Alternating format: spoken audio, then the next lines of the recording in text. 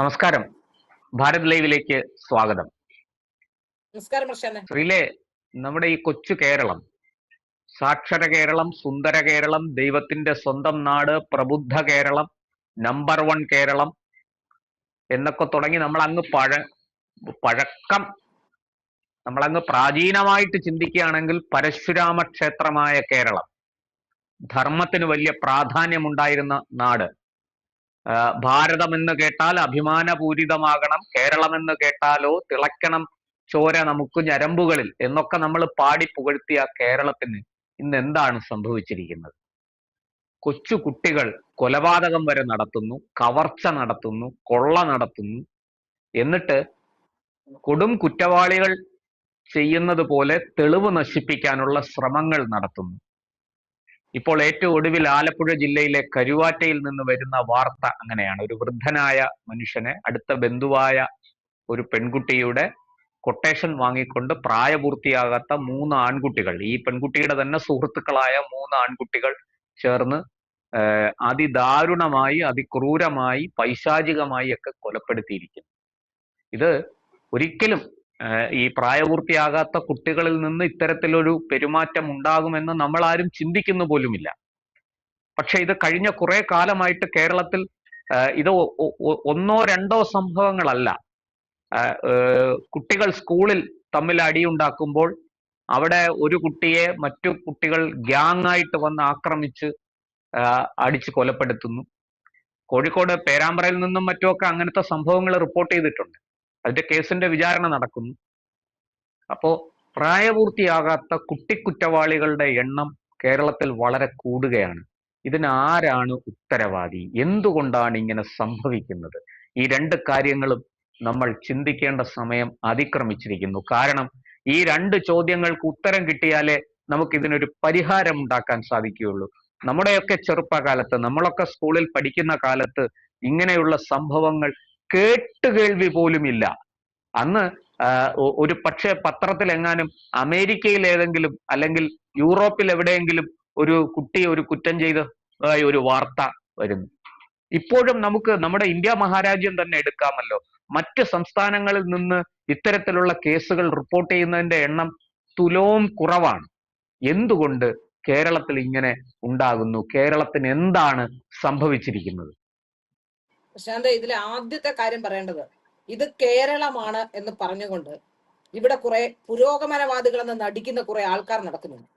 യഥാർത്ഥത്തിൽ ഇവരെ പോലുള്ളവരാണ് കേരളത്തിൽ ഇത്രയധികം പ്രതിസന്ധികൾ ഉണ്ടാകാൻ കാരണമെന്ന കാര്യത്തിൽ സംശയമൊന്നുമില്ല. ആരെങ്കിലും ഒരാൾ പാരമ്പര്യമോ അവരുടെ അച്ഛനെയോ അമ്മയോ അല്ലെങ്കിൽ ഗുരുക്കന്മാരെയോ ഒക്കെ ആരെങ്കിലും ഒരാൾ കാല് തൊട്ട് വന്നിക്കുകയോ അവരെ ആരെങ്കിലും അനുസരിക്കുകയോ ഒക്കെ ചെയ്തു കഴിഞ്ഞാൽ പുരോഗമനവാദികൾ ഇവിടെ ഉണ്ടാക്കുന്ന അംഗം നമുക്കറിയാവുന്നതാണ്. അതായത് കുടുംബ ബന്ധങ്ങൾ, അതുപോലെ തന്നെ മറ്റുള്ളവരുമായുള്ള ബന്ധങ്ങൾ ഒക്കെ നിലനിർത്തിക്കൊണ്ട് പോയിക്കൊണ്ടിരുന്ന ഒരു സമൂഹം, ആ സമൂഹത്തെ പുരോഗമനം എന്ന പേര് പറഞ്ഞുകൊണ്ട് വഴിതിരിച്ച് വിടുന്ന രീതിയിൽ പല തരത്തിലുള്ള പ്രശ്നങ്ങളും ഇവിടെ ഉണ്ടാക്കുന്നുണ്ടെന്ന കാര്യത്തിൽ സംശയമില്ല. മാതാപിതാക്കളെയോ അതുപോലെ തന്നെ കുടുംബാംഗങ്ങളെയോ ബന്ധുക്കളെയോ ആരെങ്കിലുമൊക്കെ ബഹുമാനിക്കുന്ന ആ രീതിക്ക് മാറ്റം വന്നിരിക്കുന്നു എന്നുള്ളതാണ് ഇതിൽ ആദ്യത്തെ പ്രധാനപ്പെട്ട പ്രശ്നം. നമുക്കറിയാം, നമ്മളൊക്കെ ഉള്ള കാലത്ത് ഇന്നും നമുക്ക് നമ്മുടെ അമ്മാവന്റെയോ അല്ലെങ്കിൽ അച്ഛന്റെയോ അപ്പൂപ്പന്റെയോ ഒക്കെ നേരെ നിന്ന് വർത്താനം പറയാൻ പോലും, എന്തെങ്കിലും ഒരു കാര്യം എതിർത്ത് പറയാൻ പോലും ബുദ്ധിമുട്ടുള്ളവരാണ് നമ്മുടെയൊക്കെ തലമുറയിൽ ഉണ്ടായിരുന്നത്. എന്നാൽ ഇന്നത്തെ സ്നേഹം കൊണ്ടും ബഹുമാനം കൊണ്ടുമാണ്. തീർച്ചയായും സ്നേഹവും ബഹുമാനവും കൊണ്ട് അത്തരത്തിലുള്ള നമ്മളെ ആരും പേടിപ്പിച്ചിട്ടൊന്നുമല്ല. പക്ഷെ നമുക്കത് ആ സ്നേഹവും ബഹുമാനവും ഒക്കെ പരസ്പരം അങ്ങോട്ടും ഇങ്ങോട്ടും ഉണ്ടായിരുന്നു. അപ്പൊ അത് വ്യക്തികൾ എന്ന രീതിയിൽ നമ്മളെയും ബഹുമാനിച്ചിരുന്നു. അത് സംശയമൊന്നുമില്ലാത്ത കാര്യമാണ്. ഇപ്പോൾ മാതാപിതാക്കളാണെങ്കിൽ, എന്റെ അച്ഛനൊക്കെ ആണെങ്കിൽ തീർച്ചയായും ഒരു പ്രോപ്പർട്ടി നമ്മുടെ പണം കൊണ്ടൊന്നും അല്ല വാങ്ങിക്കുന്നത്. പക്ഷെ എങ്കിലും ഒരു പ്രോപ്പർട്ടി വാങ്ങിക്കാൻ പോലും ചെറുപ്പത്തിൽ പോലും ഞങ്ങൾ കുട്ടികളായിരിക്കുമ്പോൾ പോലും വിളിച്ച്, മക്കളെ ആ പ്രോപ്പർട്ടി വാങ്ങാൻ പോവുകയാണ്, ഇന്ന കാര്യം ചെയ്യാൻ പോവുകയാണ്, വാങ്ങട്ടെ എന്ന് ചോദിക്കും. കാര്യമൊന്നുമില്ല, നമ്മളല്ല പണം കൊടുക്കുന്നത്, നമുക്ക് അതിനകത്ത് ഒരു റോളും ഇല്ല. പക്ഷെ എങ്കിൽ പോലും ചോദിക്കുന്ന ഒരു ശീലമൊക്കെ എന്റെ ഫാമിലിയിലൊക്കെ ഉണ്ടായിരുന്നു. അപ്പൊ അതുകൊണ്ട് തന്നെ നമുക്കറിയാം. അതുപോലെ തന്നെ എന്തെങ്കിലും കാര്യം കുറ്റകൃത്യം ചെയ്താൽ, എന്തെങ്കിലും ചെറിയ കുട്ടികളാകുമ്പോൾ നമുക്ക് അറിവില്ലാതെയും നമ്മൾ ചില കാര്യങ്ങൾ ചെയ്യുമ്പോൾ തീർച്ചയായിട്ടും അത് വിലക്കുന്ന രീതി അത് നമ്മുടെ കുടുംബങ്ങളിൽ ഉണ്ടായിരുന്നു. എന്നാൽ ഇന്ന് അങ്ങനെ മാതാപിതാക്കൾ മക്കളെ വിലക്കുകയോ അല്ലെങ്കിൽ മാതാപിതാക്കളും മക്കളും തമ്മിൽ ഒരു കമ്മ്യൂണിക്കേഷൻ പോലും ഇല്ലാത്ത കുടുംബങ്ങളാണ് പല വീടുകളും എന്ന് മനസ്സിലാക്കാൻ സാധിക്കുന്നു. കുട്ടികളെ ശ്രദ്ധിച്ചു നോക്കൂ, മാതാപിതാക്കളും മക്കളും കൂടി ഇരുന്ന് വർത്താനം പറയുന്ന സമയം, സംസാരിക്കുന്ന സമയം എത്ര ചെറുതാണ് എന്നുള്ളതാണ്. ഒരു വീട്ടിലെ ഒരു കുട്ടി ഉണ്ടെങ്കിൽ അല്ലെങ്കിൽ അച്ഛനും അമ്മയും ഉണ്ടെങ്കിൽ 3 പേർക്ക് 4 രീതിയിലുള്ള പലഹാരങ്ങളായിരിക്കും ഒരു പക്ഷെ രാവിലെ ഉണ്ടാക്കുക, കഴിക്കുക. അല്ലെങ്കിൽ അവർ ഉടനെ ഓർഡർ ചെയ്യും, കഴിക്കും. ഒരു ഏകീകൃത യൂണിറ്റി, ഒരു ഏകീകൃത രൂപം ഒന്നിനും ഇല്ലാതായിരിക്കുന്നു. പണ്ടൊക്കെ നമ്മുടെ വീട്ടിൽ ഒരു ആഹാരം വെക്കും, ആ ആഹാരം കഴിച്ചോണം എല്ലാവരും.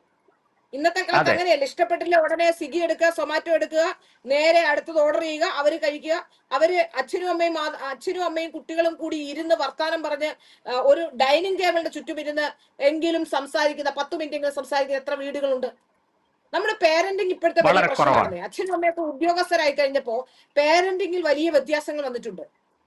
ആ പേരന്റിങ്ങിൽ ഉണ്ടായ വ്യത്യാസങ്ങൾ, പേരന്റിന്റെ മാനസികാവസ്ഥയിൽ ഉണ്ടായ പ്രശ്നങ്ങൾ. ഒരു കുട്ടിയെ ഉണ്ടാവുള്ളൂ. ഞാൻ പലയിടത്തും കണ്ടിട്ടുണ്ട്, ആകെ ഉള്ളത് ഒരു കുട്ടിയാ. ഇപ്പൊ സ്കൂളിൽ പോകുന്നു, സ്കൂളിൽ പോയ കുട്ടി ആരോടെങ്കിലും വഴക്കിട്ടു എന്നിരിക്കട്ടെ, കുട്ടിയെ വീട്ടിൽ നിന്ന് എഡ്യൂക്കേറ്റ് ചെയ്യുന്ന എന്താ? ആഹാ, നിന്നെ അടിച്ചോ, എങ്കിൽ നമുക്ക് കാണിച്ചു കൊടുക്കാം എന്നുള്ളതാണ്. നേരെ മറിച്ച് നമ്മുടെയൊക്കെ കാലത്ത് നമ്മളെ ആരെങ്കിലും അടിച്ചാ വീട്ടിൽ ചെന്ന് പറഞ്ഞാൽ ആദ്യ കാര്യം ചോദിക്കും, വെറുതെ അടിച്ചോ, നീയും എന്തെങ്കിലും ചെയ്ത് കാണുമായിരിക്കും എന്ന് പറയും മാതാപിതാക്കള്.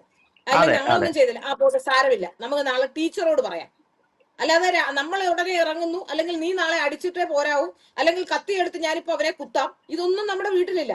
അത് നിയമപരമായ വഴിയാണ്. നാളെ നമുക്ക് സാറിനോട് പറയാം, അല്ലെങ്കിൽ പ്രിൻസിപ്പലിനോട്, ഞാൻ സ്കൂളിൽ വരുന്നുണ്ട്, പ്രിൻസിപ്പലിനോട് സംസാരിക്കട്ടെ. ഇതാണല്ലോ നമ്മുടെ മാതാപിതാക്കൾ പറഞ്ഞിരുന്നത്. അപ്പൊ അതിൽ നിന്ന് വ്യത്യസ്തമായി തന്റെ കുട്ടി ആരെങ്കിലും എന്തെങ്കിലും ചെയ്താൽ ആ കുട്ടിക്കൊപ്പം ഉണ്ടാകുന്ന ഫീഡ്ബാക്ക് എന്താ? കുട്ടിയോട് പറഞ്ഞു കൊടുക്കുകയാണ്, നാളെ ആയിട്ടാണ് ഞാൻ കാണിച്ചു തരാം, അല്ലെങ്കിൽ ഇന്ന് തന്നെ നമുക്ക് ഇപ്പൊ ഇറങ്ങാം, അല്ലെങ്കിൽ നിന്നെ അടിച്ചാൽ നീ ഇവിടെ ഒരടിയെങ്കിലും തിരിച്ചു കൊടുത്തിട്ട് വരണം. ഇതൊക്കെ പറഞ്ഞു കൊടുക്കുന്ന മാതാപിതാക്കൾ എന്താ ചെയ്യുന്നത്? അക്രമവാസന കുട്ടികളിൽ കുത്തിവെക്കുകയാണ്. തീർച്ചയായും ഞാൻ പലപ്പോഴും ശ്രദ്ധിച്ചിട്ടുണ്ട്. അത് ചെറിയ പ്രായം മുതൽ നമ്മൾ ചെയ്ത്, നമ്മുടെ പേരന്റിങ്ങിന്റെ ഒരുപാട് പ്രശ്നങ്ങളുണ്ട്. ചെറിയ പ്രായം മുതൽ നമ്മൾ ഓരോ കാര്യങ്ങൾ കുട്ടികളെ എഡ്യൂക്കേറ്റ് ചെയ്യും. ഒരു കുട്ടി നടന്നു തുടങ്ങുന്ന പരുവത്തിൽ ആ കുട്ടി പോയി ഒരു മേശയിൽ ഇടിച്ചു എന്നിരിക്കട്ടെ, നമ്മുടെ മാതാപിതാക്കൾ എന്താ ചെയ്യുന്നത്? കുട്ടിയെ ഇങ്ങോട്ട് മാറ്റി നിർത്തിട്ട് മേശയ്ക്ക് 2 അടി കൊടുക്കും. അചേതനമായ ഒരു വസ്തു, അതിനൊന്നും ചെയ്യാനില്ല ഇതിനകത്ത്, അതല്ല അതിനകത്തെ കുറ്റക്കാര്. അവിടേക്ക് ചെന്ന് ഇടിച്ചു, ആ സാരമില്ല പോട്ടെ, മോന്റെ ഭാഗത്തുനിന്ന് മോൻ അങ്ങോട്ട് പോയിട്ടല്ലേ എന്നാണ് അതിന് പറയേണ്ടത്. അതിന് പകരം മാതാപിതാക്കൾ എപ്പോഴും ചെയ്ത്, അപ്പൊ കുട്ടിക്ക് പറഞ്ഞു കൊടുക്കുന്നത് എന്താ? എന്ത് കാര്യം ചെയ്താലും അവനല്ല കുറ്റക്കാരൻ എന്നുള്ളതാണ്. അങ്ങനെ കുട്ടികളെ മാനസികാവസ്ഥ വളരെ മോശമാകുന്ന രീതിയിലാണ് കുട്ടികളുടെ വളരുന്നത്. 2, ഇന്റർനെറ്റിന്റെ അമിതമായ ദുരുപയോഗം. ഏത് കുട്ടിയുടെ കയ്യിലാണ് ഫോൺ ഇല്ലാത്തത്? ഫോൺ നല്ലതുമാണ് ചീത്തയുമാണ് ഒരേ സമയം. പക്ഷെ നമ്മുടെ കുട്ടികൾ എന്താണ് ചെയ്യുന്നത് എന്ന് നമ്മൾ അറിഞ്ഞിരിക്കേണ്ടതുണ്ട്. എന്റെയൊക്കെ വീട്ടിലെ കുട്ടികളെ, എന്റെ കൂടെ എന്റെ ചേച്ചിയുടെ മകനുണ്ട്, പിന്നെ ചേച്ചിയുടെ മറ്റൊരു മകനുണ്ട്. സത്യത്തിൽ അവൻ ഈ ഗെയിം കളിക്കുന്ന ആളവൻ. അപ്പോ ഇളയാള്, ഞാൻ എപ്പോഴും പോയി പുറകെ ഒന്ന് നോക്കും എന്താണ് ചെയ്യുന്നതെന്ന്. എന്നെ കൂടെ ഒന്ന് കാണിച്ചതാന്ന് പറയും. ചുമ്മാ അവിടെ പോയി നോക്കും, എനിക്കിതൊന്നും അറിയത്തില്ല. പക്ഷെ ഞാൻ എന്ന് വെച്ചാൽ പോയി നോക്കും, എന്താണ് കാണുന്നതെന്ന് ശ്രദ്ധിക്കും. നമ്മുടെ കുട്ടി എവിടെ വരെ പോകും എന്നുള്ളത് നമുക്കറിയാം. നമ്മൾ നമ്മുടെ കുട്ടികളെ അത്തരത്തിൽ ശ്രദ്ധിക്കാനുള്ള അവസ്ഥയാണ് ആദ്യം ഉണ്ടാകേണ്ടത്. അമ്മയും അച്ഛനും. ഇടയ്ക്കൊന്ന് പറഞ്ഞോട്ടെ, നമ്മുടെ കേരള പോലീസ് തന്നെ ഒരിടക്കാലത്ത്, ഇപ്പോഴല്ല കുറച്ച് വർഷങ്ങൾക്ക് മുമ്പ് ഒരു സർക്കുലർ പുറത്തിറക്കി. ശ്രീലയ്ക്ക് ഓർമ്മയുണ്ടാവും, അത് പത്രസമ്മേളനം വിളിച്ചാണ് പോലീസ് അതിനെക്കുറിച്ച് പറഞ്ഞത്. ഞാൻ മനസ്സിലാക്കുന്നത് സൈബർ സെല്ലിലെ ഉയർന്ന ഉദ്യോഗസ്ഥരാരോ ആണ്. ഞാൻ അത് റിപ്പോർട്ട് ചെയ്ത ആളാണ്, പക്ഷെ ഇപ്പൊ ഞാൻ മറന്നുപോയി ആരാണെന്ന്. അത് അദ്ദേഹം പറഞ്ഞത്, ഈ വീട്ടിലെ കമ്പ്യൂട്ടർ എപ്പോഴും ഡ്രോയിങ് റൂമിൽ വെക്കണം. ഒരിക്കലും കുട്ടിക്ക് ഒറ്റയ്ക്ക്, കുട്ടി കിടന്നുറങ്ങുന്ന ബെഡ്റൂമിൽ കമ്പ്യൂട്ടറോ ലാപ്ടോപ്പോ കൊടുക്കരുത്. കാരണം ഈ ഇന്റർനെറ്റ് കണക്ഷൻ ഉള്ളതുകൊണ്ട് ഇവരെവിടെയെല്ലാം, ഇത് ഒരു വലിയ വിശാലമായ ലോകമാണ്. ശ്രീല പറഞ്ഞതുപോലെ ഒരുപാട് ചതിക്കുഴികളും വലിയ നന്മകളും ഒളിഞ്ഞിരിക്കുന്ന ലോകമാണ്. അപ്പൊ കുട്ടി ഏതിലേക്ക് പോകുമെന്ന് നമുക്കറിയില്ല. കാരണം ഇതിനകത്തൊന്ന് വലിയ പരസ്യങ്ങളൊക്കെ വരും. നമ്മളൊരു സൈറ്റ് ഓപ്പൺ ചെയ്യുമ്പോൾ തന്നെ ആ സൈറ്റിലേക്ക് ചിലപ്പോൾ മറ്റു പല കാര്യങ്ങളും കടന്നു വരും. ഈ കുട്ടി ഒരു കൗതുകത്തിന് അതിൽ കയറും. പിന്നെ കുട്ടി പഠിക്കുന്നതും അറിയുന്നതും ഒക്കെ അതുമായി ബന്ധപ്പെട്ട കാര്യങ്ങളായിരിക്കും. അതുകൊണ്ട് ഡ്രോയിങ് റൂമിൽ വെക്കുക. അപ്പോ ഈ കുട്ടി എന്താണ് നോക്കുന്നതെന്ന് എല്ലാവർക്കും അറിയാൻ പറ്റും. അതുവഴി അച്ഛനും അമ്മയും അപ്പൂപ്പനും അമ്മൂമ്മയും ഒക്കെ കടന്നു പോകും. അപ്പൊ തെറ്റായ ഒരു കാര്യം നോക്കിയാൽ അപ്പൊ തന്നെ കുട്ടിയെ വിലക്കാൻ പറ്റും. മാത്രമല്ല, ഇതിങ്ങനെ ഒരു തുറന്ന ഒരു സംവിധാനത്തിൽ ഇരിക്കുമ്പോൾ കുട്ടിയും, അയ്യോ ഇത് അച്ഛൻ കണ്ടാ വഴക്ക് പറയും, അമ്മ കണ്ടാ തല്ലും, അല്ലെങ്കിൽ അപ്പൂപ്പൻ കണ്ടാ മോശമാണ് എന്ന് പറഞ്ഞ് കുട്ടി ഇത് ഒഴിവാക്കും.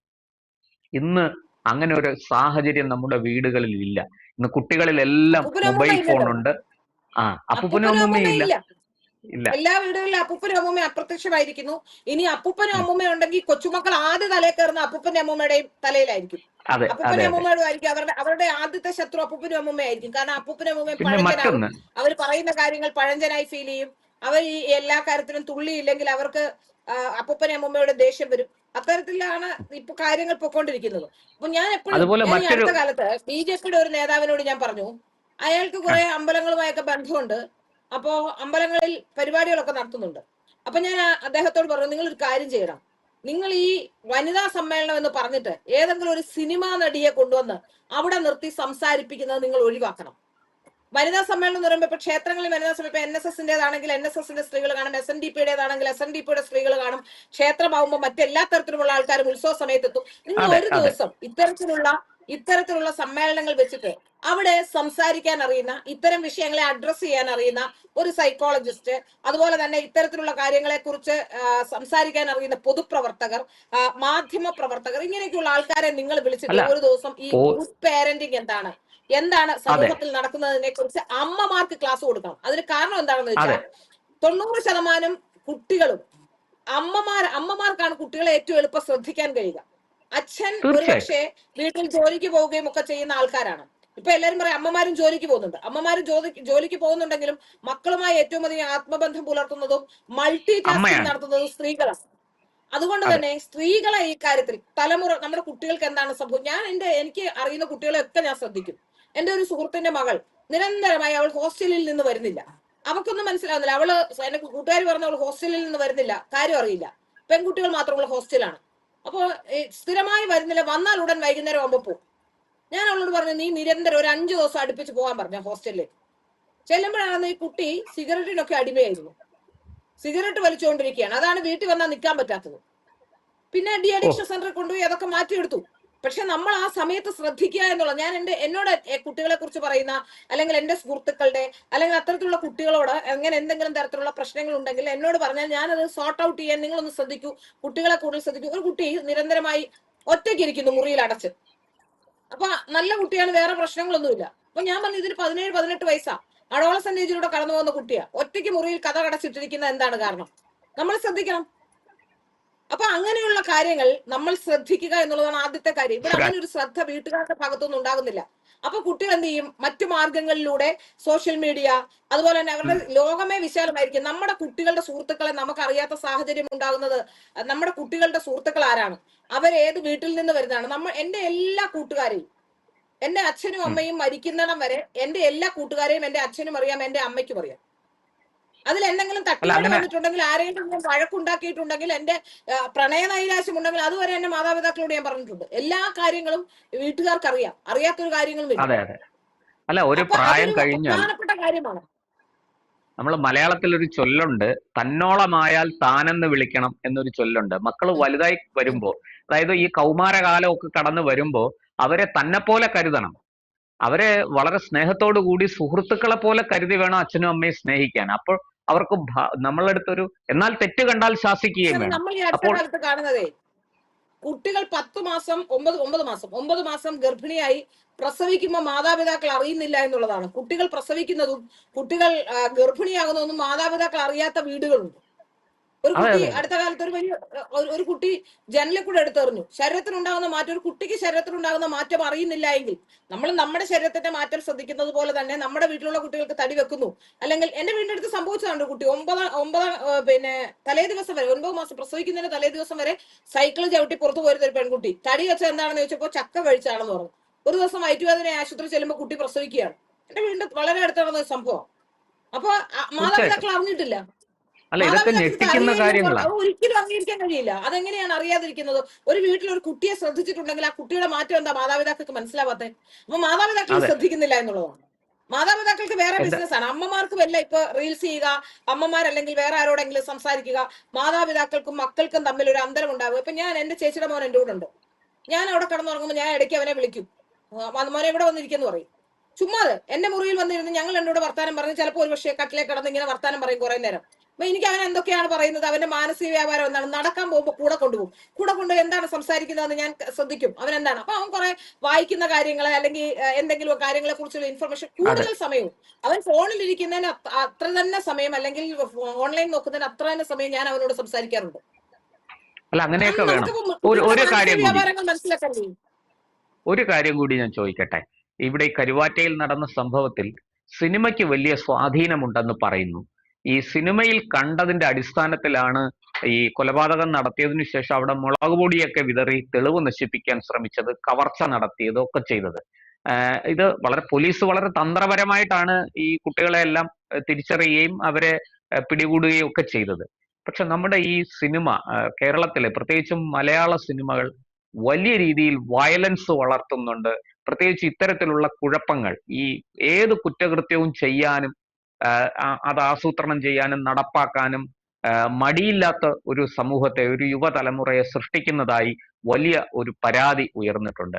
അതുപോലെ തന്നെ ഈ ചെയ്യുന്ന കുറ്റകൃത്യങ്ങൾ ചെയ്തതിനു ശേഷം ആ തെളിവ് നശിപ്പിക്കാൻ വേണ്ടിയിട്ടുള്ള ശ്രമങ്ങൾ, ഇതൊക്കെ നമ്മുടെ സിനിമയിൽ നിന്ന് നമ്മുടെ യുവതലമുറ പഠിക്കുന്നതായിട്ട് ഒരു വലിയ പരാതിയുണ്ട്. അതിനെക്കുറിച്ച് കൂടി പറഞ്ഞുകൊണ്ട് നമുക്ക് ഈ ചർച്ച അവസാനിപ്പിക്കാം.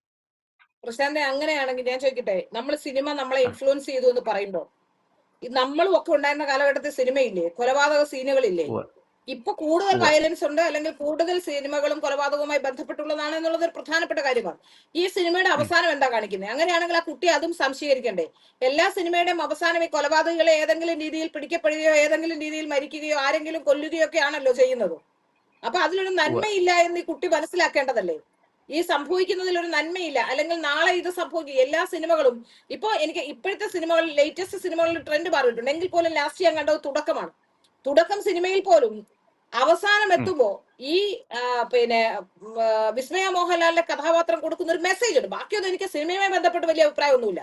മോഹൻലാലിന്റെ മകൾക്കനുസരിച്ച് അവരുടെ ബിഹേവിയറൽ പാറ്റേൺ അനുസരിച്ച് ഒരു സിനിമ ഫിറ്റ് ചെയ്ത്, ഒരു സിനിമ ഉണ്ടാക്കി അതിലേക്ക് അവരെ ഫിറ്റ് ചെയ്തു എന്നുള്ളതേ ഉള്ളൂ.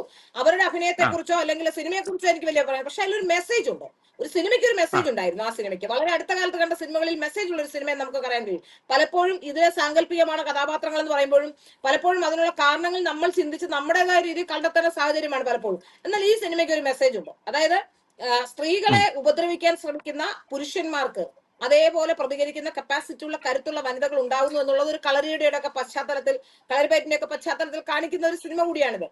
കരാട്ടയും കളരിപ്പയറ്റും ഒക്കെ പഠിക്കുന്ന സ്ത്രീകളെ, അവർക്ക് അങ്ങനെയുള്ള സ്ത്രീകൾ ഇന്ന് ഉണ്ടാകുന്നുണ്ട്, ധൈര്യപൂർവ്വം ഇതിനെ നേരിടുന്ന സ്ത്രീകൾ ഉണ്ടാകുന്നുണ്ട് എന്ന് കാണിക്കുന്ന ഒരു സിനിമയാണ്.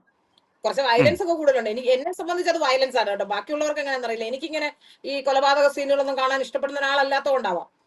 അപ്പൊ അതുകൊണ്ട് തന്നെ അതിലൊരു മെസ്സേജ് ഉണ്ട്. അപ്പൊ ആ മെസ്സേജ് എടുക്കണ്ടേ കുട്ടികൾ? ഈ സിനിമ കാണുന്നു, നമുക്ക് സിനിമ കാണുന്നു എന്നുള്ളത് കൊണ്ട് കുട്ടികളെല്ലാം ക്രിമിനലുകളാകുന്നു എന്ന് പറയേണ്ട കാര്യമില്ല. സിനിമ അതിലെ നന്മയുടെ വശം, നമ്മുടെ വീട്ടിൽ നമുക്ക് കുട്ടികളെ എഡ്യൂക്കേറ്റ് ചെയ്യാൻ കഴിയുന്നില്ല എന്നുള്ളതാണ്. എന്റെ കുട്ടി ചെയ്തത്, ഒരു ദിവസം സ്കൂളിൽ പഠിക്കുന്ന സമയത്ത്, LKG UKG 1ാം ക്ലാസ് 2ാം ക്ലാസ് എങ്ങനെയാണെന്നോ എനിക്ക് ഓർമ്മ കിട്ടുന്നില്ല, ക്ലാസ് എനിക്ക് ഓർമ്മ കിട്ടുന്നില്ല. ആ സമയത്ത് ഇവളായിരുന്നു അന്ന് ക്ലാസ് ലീഡർ. അപ്പൊ അവളോട് ദേഷ്യമുള്ള ഒരു കുട്ടിയുടെ പേരെഴുതി, അവൾ ആവശ്യമില്ലാതെ പേരെഴുതിയിട്ട് കുട്ടിക്ക് അടി കിട്ടി. അന്ന് സ്കൂളിൽ നിന്ന് അടി കിട്ടി വർത്താനം പറഞ്ഞതിന്. ഇവൾ എന്നെ വിളിച്ചു പറഞ്ഞു, അമ്മ ഞാൻ ഇന്ന് അവൾക്ക് അടി വാങ്ങി കൊടുത്തു. ഞാൻ ചോദിച്ചാൽ കുട്ടി മിണ്ടിയിരുന്നോ? ഇല്ല. അപ്പൊ ഞാൻ പറഞ്ഞു, നീ ആദ്യം ചെയ്യേണ്ടത് ഈ കോളിൽ അവിടെ നിന്ന് നീ ഉടനെ തന്നെ അവളെ വിളിക്കാൻ പറഞ്ഞു. എന്നെ മൊബൈൽ അവിടെ വെച്ചിട്ട് അമ്മയുടെ മൊബൈലിൽ ഞാൻ അവളെ വിളിപ്പിച്ചു. ആ കുട്ടിയെ വിളിപ്പിച്ചിട്ട് ഞാൻ, നീ ആദ്യം ക്ഷമ പറയണം. അവൾ നിന്നെ ഒരാൾ ചെയ്യാത്ത തെറ്റിന് എഴുതി വെച്ച് ശിക്ഷിച്ചാൽ നിനക്ക് വിഷമം വരുമെന്ന് ചോദിച്ചു. അത് വരും. എങ്കിൽ പിന്നെ നീ എന്തിനത് ചെയ്തു എന്ന് ചോദിച്ചു. നീ എന്തിനാണ് അത് ചെയ്യുന്നത്? നീ പെട്ടെന്ന് കുട്ടിയെ വിളിച്ച് മാപ്പ് പറയണമെന്ന് ഞാൻ പറഞ്ഞു. അടുത്ത സെക്കൻഡിൽ അവളെ കൊണ്ട് ഞാൻ മാപ്പ് പറയിപ്പിച്ചു. ഇനി ഒരിക്കലും അത് ചെയ്യില്ല എന്ന് പറഞ്ഞു. തെറ്റ് പറ്റിപ്പോയി, എന്റെ അമ്മ എന്നെ വഴക്ക് പറഞ്ഞു, ഞാൻ ചെയ്തത് തെറ്റാണ്, അതുകൊണ്ട് ക്ഷമിക്കണമെന്ന് ആ ഫോണിൽ ആ കുട്ടിയുടെ അമ്മയെ വിളിച്ച് കുട്ടിക്ക് കൊടുക്കാൻ പറഞ്ഞു. ഞാൻ സംസാരിപ്പിച്ച ശേഷമാണ് കുട്ടിയുടെ സംസാരം നിർത്തിയത്. അപ്പൊ അതിൽ നിന്ന് കുട്ടിക്ക് എന്ത് മനസ്സിലായി? നാളെ അത് ചെയ്യരുതെന്ന് മനസ്സിലായി. പിന്നീട് ഒരിക്കലും എന്റെ മകളത് ചെയ്തിട്ടില്ല. ഇന്നും അവൾ നീതിയുടെ പക്ഷത്ത് ഉറച്ചു നിൽക്കുന്ന ഒരാളാണ്. പലപ്പോഴും എന്നോട് പോലും ഫൈറ്റ് ചെയ്യും ചില സമയത്ത്. ആ നീതിയുടെ കാര്യം പറയും, നീതി നിയമം അങ്ങനെയുള്ള കാര്യങ്ങളിൽ പോലും ചിലപ്പോ എന്നോട് പോലും അവളുടെ അഭിപ്രായത്തിനനുസരിച്ചല്ല ഞാൻ പറയുന്നെങ്കിൽ ചില സമയത്ത് അല്ല അമ്മ അങ്ങനെയല്ല എന്ന് പറയും. നമ്മുടെ കുട്ടികളെ നമ്മൾ അങ്ങനെയാണ് വളർത്തിയെടുക്കേണ്ടത്. നീതിയുടെയും നിയമത്തിന്റെയും പക്ഷത്തും കാര്യങ്ങളെ ഗൗരവത്തോടെ പറയാനും മാതാപിതാക്കൾ ആദ്യ ഗുരു അമ്മയാണ്. അമ്മയിൽ നിന്ന് അച്ഛനിൽ അധ്യാപകരെ നിന്ന്. ഇപ്പൊ നമുക്ക് പറയാൻ കഴിയില്ല. അമ്മയിൽ നിന്ന്, മാതാപിതാക്കളിൽ നിന്ന്, അപ്പൂപ്പനിൽ നിന്ന്, അമ്മൂമ്മയിൽ നിന്ന്, കുടുംബ പശ്ചാത്തലത്തിൽ നിന്ന്, കുടുംബ അന്തരീക്ഷത്തിൽ നമുക്ക് നമ്മുടെ കുട്ടികളെ വളർത്തിയെടുക്കാൻ കഴിയണം. ആരെയും കുറ്റം പറഞ്ഞിട്ട് കാര്യമില്ല. മറ്റൊരാളെ ഇപ്പൊ നമ്മള് മറ്റൊരു സമൂഹത്തിന് അതിൽ പങ്കുണ്ടെന്ന് പറഞ്ഞ സമൂഹത്തിനല്ല പങ്ക്, നമുക്കാണ് ഏറ്റവും വലിയ റെസ്പോൺസിബിലിറ്റി. അതിനുശേഷം രണ്ടാമതേ സമൂഹം വരുന്നുള്ളൂ. നമ്മുടെ കുട്ടികളെ അതെ ഒരാൾ അങ്ങനെ ചെയ്യുന്നുണ്ട്, തെറ്റ് ചൂണ്ടിക്കാണിച്ച് സംസാരിക്കാൻ കഴിയണം, അതിനെക്കുറിച്ച് പറഞ്ഞു കൊടുക്കാൻ കഴിയണം. അല്ലാതെ അതെ ഒരു കുട്ടിയേ ഉള്ളൂ, അതുകൊണ്ട് എന്റെ കുട്ടി ആരും ഒന്നും പറയരുത്, പറഞ്ഞാൽ ഞാൻ വെട്ടും, ഞാൻ കുത്തും, അല്ലെങ്കിൽ ഞാൻ വഴക്കിന് പോകും, അല്ലെങ്കിൽ എന്റെ കുട്ടിക്കായിരിക്കണം ഏറ്റവും കൂടുതൽ മാർക്ക്, എന്റെ കുട്ടിക്ക് ഒരു മാർക്ക് പറഞ്ഞാൽ ഞാൻ മറ്റൊരാളുടെ കുട്ടിയെ ആക്ഷേപിക്കും. ഈ രീതികളൊക്കെ മാറേണ്ട സാഹചര്യം കഴിഞ്ഞിരിക്കുന്നു. ഈ ഒറ്റ കുട്ടി സിൻഡ്രോം ഉണ്ടായപ്പോൾ ഉണ്ടാകിയ ചില പ്രശ്നങ്ങൾ ഇതിനകത്തുണ്ട്. ഉവ്വ്. അല്ല കുട്ടികൾ കുറഞ്ഞപ്പോൾ തീർച്ചയായിട്ടും ഉണ്ടായ പ്രശ്നങ്ങളുണ്ട്. തീർച്ചയായിട്ടും ഇതെല്ലാം നമ്മളാണ്, നമ്മുടെ ഇന്നത്തെ സമൂഹമാണ് ആദ്യം മാറേണ്ടത്. കുട്ടികളെ അല്ല. കുട്ടികളെ നേർവഴിക്ക് നയിക്കേണ്ട അച്ഛനമ്മമാരും മറ്റു ബന്ധുക്കളും നമ്മുടെ സമൂഹവുമാണ് ഒരു സമൂലമായ മാറ്റത്തിന് തയ്യാറാകേണ്ടത്. ആ മാറ്റത്തിന് തയ്യാറായില്ലെങ്കിൽ വരും തലമുറകളെയാണ് നമ്മൾ കുരുതി കൊടുക്കുന്നത്. വരും തലമുറകളുടെ ഭാവിയാണ് നമ്മൾ ഇല്ലാതാക്കുന്നത്. ഇത് ഇന്ന് ഇങ്ങനെ എണ്ണം കൂടിക്കൂടി വരികയാണ്. ഇത് നാളെ ഈ വലിയ ക്രമാതീതമായി നമുക്ക് നിയന്ത്രിക്കാൻ പറ്റാത്ത തരത്തിലേക്ക് ഇത് ചെന്നെത്തും എന്നുള്ള കാര്യം തീർച്ചയാണ്. ഇപ്പോൾ നിലവിൽ കുറ്റവാളികളെ പാർപ്പിക്കാനുള്ള ജയിലുകളാണ് നമുക്കുള്ളത്. പക്ഷെ കുറ്റവാളികളെ പാർപ്പിക്കാൻ വേണ്ടുന്ന ജയിലുകളുടെ എണ്ണം നമ്മുടെ നാട്ടിൽ കൂടാതിരിക്കട്ടെ. അത്തരത്തിലെ ഒരു ഭയാനകമായ അതെ അത്തരത്തിലൊരു ഭയാനകമായ സാഹചര്യത്തിലേക്കാണ് കേരളം നടന്നെടുത്തുകൊണ്ടിരിക്കുന്നത്. അതിന്റെ വേഗം കൂടിക്കൊണ്ടിരിക്കുന്നു എന്നാണ് എനിക്ക് ഓർമ്മിപ്പിക്കാനുള്ളത്. അതുകൊണ്ട് നല്ല അമ്മമാരും നല്ല അച്ഛന്മാരും കൊലപാതകം നടന്നിട്ടുണ്ട്, കൊട്ടേഷൻ നടന്നിട്ടുണ്ട്. ഇപ്പൊ പറയുന്നു കുട്ടിയെ അയാള് പീഡിപ്പിക്കാൻ ശ്രമിച്ചു എന്ന് പറയുന്നു. അത് ഇപ്പോഴത്തെ പുതിയ കഥയാണോ നമുക്ക് അറിയില്ല. കാരണം ഈ കുട്ടികളൊക്കെ ഒരു അച്ഛൻ 1.5 വർഷക്കാലം ജയിലിൽ കിടന്നത് 18 മാസം ജയിലിൽ കിടന്നു. കാമുകനുമായുള്ള ബന്ധത്തെ എതിർത്തതിനാണ് പീഡിപ്പിച്ചു എന്ന് പറയുന്നത്. നമുക്ക് വിശ്വസിക്കാനൊന്നും പറ്റില്ല കുട്ടികളെ. ഇപ്പോ കോട്ടയത്ത് ഒരു അധ്യാപകൻ തുണ്ടുവെച്ച് എഴുതിയതിന് പിടിച്ച ഒരു കുട്ടി, ഒരു ഇടതുപക്ഷ വിദ്യാർത്ഥി പ്രവർത്തകയായ ഒരു കുട്ടി, എത്രയോ വർഷങ്ങൾ ആ മനുഷ്യൻ ഫൈറ്റ് ചെയ്തു. എത്രയോ ആ മനുഷ്യന്റെ ജീവിതത്തിലെ എല്ലാ നല്ല കാലവും അവിടെ അസ്തമിച്ചു. ഒരു കുട്ടി കൊടുത്ത പരാതിയിൽ, വ്യാജ പരാതിയിൽ ആ പാവം അധ്യാപകൻ ഉരുകി സ്വന്തം ജീവിതം ബലിയാടാക്കേണ്ടി വന്നു. എന്തായാലും നമ്മുടെ ഈ പറഞ്ഞതുപോലെ ഇതൊക്കെ നമ്മുടെ മാതാപിതാക്കളും നമ്മുടെ സമൂഹവും ശ്രദ്ധിക്കട്ടെ. അവർ ഈ കാര്യത്തിൽ തികഞ്ഞ ഗൗരവപൂർവമുള്ള ഒരു ശ്രദ്ധ കൊടുക്കട്ടെ എന്ന് മാത്രമേ നമുക്ക് പറയാൻ കഴിയുള്ളൂ. കാരണം ഈ പറഞ്ഞതുപോലെ അച്ഛനമ്മമാരും അടുത്ത ബന്ധുക്കളും ആചാര്യന്മാരും സമൂഹവും ഒക്കെയാണ് ആദ്യം മാറേണ്ടത്. അവരാണ് കുട്ടികളെ ശരിയായ മാർഗം കാണിച്ചു കൊടുക്കേണ്ടത്. മൂല്യങ്ങൾ അടങ്ങിയ ഒരു ജീവിതം കുട്ടികൾക്ക് പകർന്നു കൊടുക്കേണ്ടത് അവരാണ്. നമ്മൾ സാധാരണ ഈ പറയാറുണ്ട് മാതാ പിതാ ഗുരു ദൈവം. ഈ മൂല്യങ്ങളൊക്കെ തിരിച്ചു കൊണ്ടുവരികയും നമ്മുടെ സമൂഹത്തിൽ അതിന് വലിയ പ്രാധാന്യം കൊടുക്കുകയും ഒക്കെ ചെയ്താൽ മാത്രമേ, അല്ലാതെ ഇതൊക്കെ പഴഞ്ചനാണെന്നും പ്രാകൃതമാണെന്നും ഒക്കെ പറഞ്ഞ് ഇതിനെല്ലാം പുറങ്കാലിന് തൊഴിച്ച് പുറത്താക്കുന്ന ഈ ആചാരങ്ങളും അനുഷ്ഠാനങ്ങളും ഒന്നും വേണ്ട, ഇതിന്റെ ഒന്നും ആവശ്യമില്ല എന്ന് പറയുന്ന ഒരു തലത്തിലേക്ക് പോകാതെ ഈ മൂല്യവത്തായ ഒരു ജീവിതം കുട്ടികൾക്ക് കെട്ടിപ്പടുക്കാനുള്ള സാഹചര്യം നമ്മുടെ നാട്ടിൽ ഉണ്ടാക്കട്ടെ. അത് മാത്രമാണ് ഇതിൽ നിന്ന് രക്ഷപ്പെടാനുള്ള ഏക പോംവഴി. നന്ദി, നമസ്കാരം.